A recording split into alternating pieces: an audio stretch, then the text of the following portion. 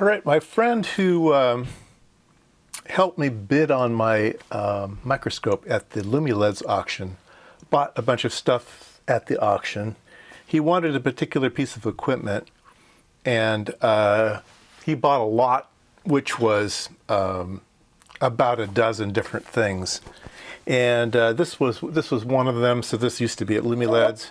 It's just an old HP power supply. This is the 6205B. It's a dual supply, 0 to 40 volts at 0.3 amps and 0 to 20 volts at 0.6 amps. So pretty low amps, but nice and linear. It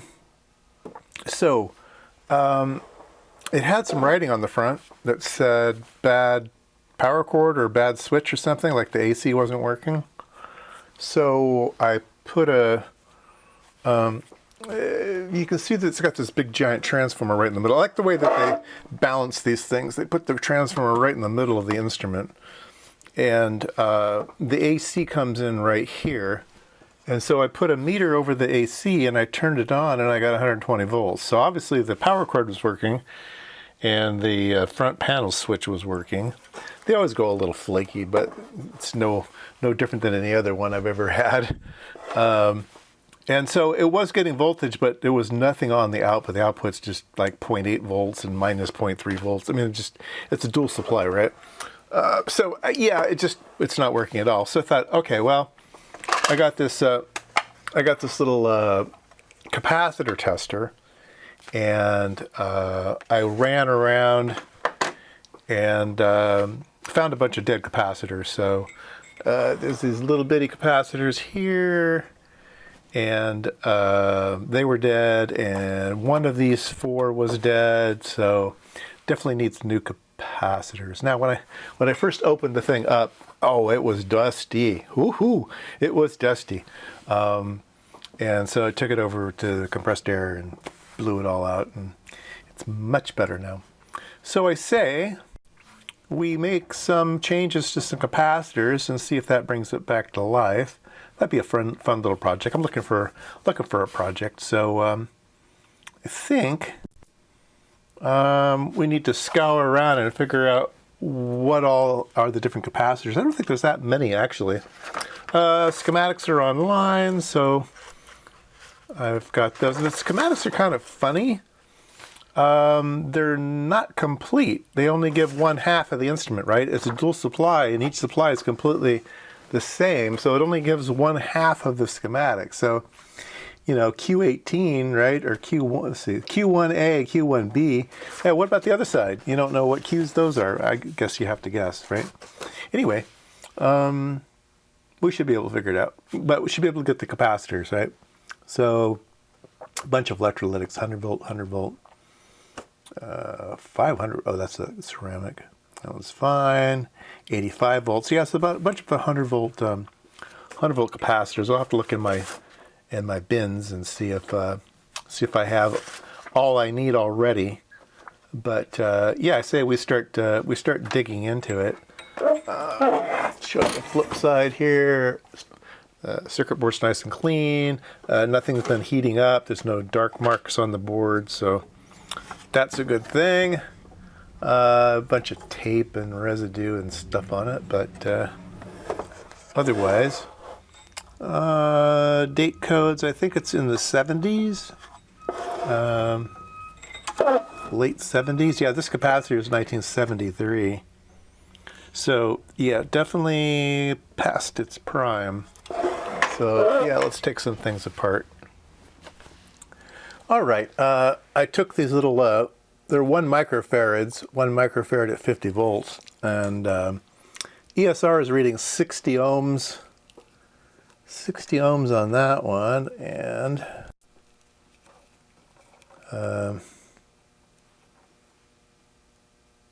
67 ohms on that one. And I always have this little cheat sheet here. Is that going to show up? I think so. So 1 microfarad, 50 volt, yeah, 4.5 volts should be, 4.5 ohms. Should be reading about 4.5 ohms, and it ain't. All right, I'm going to replace them with these guys here, which I have in my bin. They're 4.7, and that 1 microfarad capacitor is going across a Zener diode, so it's just filtering.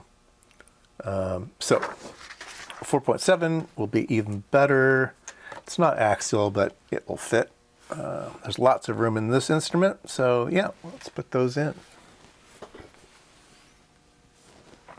All right, I found another, before I put that board back in, I looked underneath it, and there was a 4.7.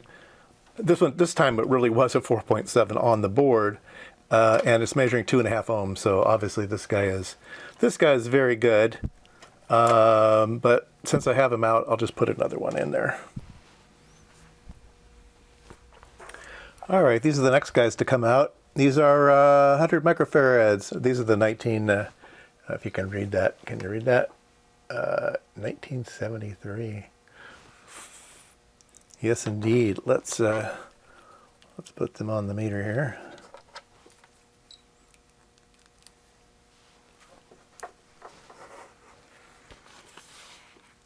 And they're measuring 89 microfarads, but what about ESR? ESR is probably a pretty good indication of health. 1.3 ohms. Let's look at our cheat sheet. These are 50 volt. 100 microfarads, 50 volt should be 0.3. 1 ohm off. Yeah, let's see if I can find some better ones. I've got a bunch of these. These are 100 microfarads, 100 volt. So they would be a fine replacement. Let's see how they measure.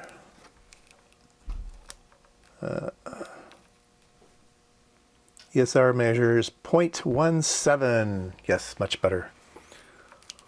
Let's measure both, make sure we're putting in good parts. You know, if it's out, you might as well measure it.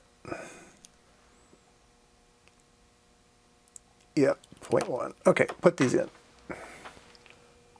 All right, just a tip here. So I'm replacing these capacitors, right? So the hole spacing is about yay big. So I had to take my other capacitor and bend the leads so that they match. But make sure you look at the PC board routing. This board does not have any solder mask on it, so everything is a wire. And so there is one trace that runs underneath this capacitor, and there's insulation, kind of a heat shrink insulation on this capacitor, and it keeps it from shorting out to the PC board. So I put a piece of heat shrink tubing on this one leg because there's a trace that runs right underneath that one leg there, and I don't want it to short out. So anyway, make sure you pay attention. You get kind of lulled into solder mask being everywhere these days, but in the old days there was no solder mask.